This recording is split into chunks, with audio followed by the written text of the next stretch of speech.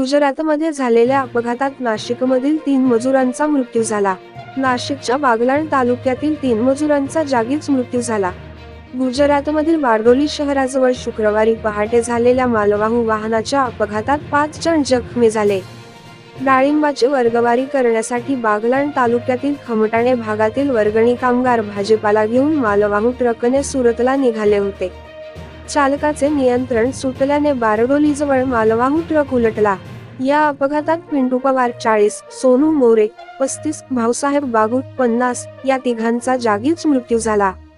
बाबाजी पवार, भाऊसाहेब पवार, आकाश माळी, तुळशी सोनवणे, जी. तळवडे, बागलाण, दादा केरसाणेकर हे गंभीर जखमी झाले. त्यांना सुरत येथील सरकारी रुग्णालयात दाखल करण्यात आले आहे. अपघातस्थळी उपस्थित असलेल्या बागलाण येथील चालकाने आमदार दिलीप बोरसे यांना माहिती देऊन मदत मागितली. बोरसे यांनी बारडोलीचे आमदार ईश्वरभाई परमार यांच्याशी संपर्क साधून अपघातग्रस्तांना मदतीची विनंती केली. यानंतर परमार यांनी रुग्णवाहिका उपलब्ध करून जखमींना सुरत येथील शासकीय रुग्णालयात दाखल केले. महाराष्ट्र राज्य प्रमुख कुणाल भानुशाली यांचा अहवाल.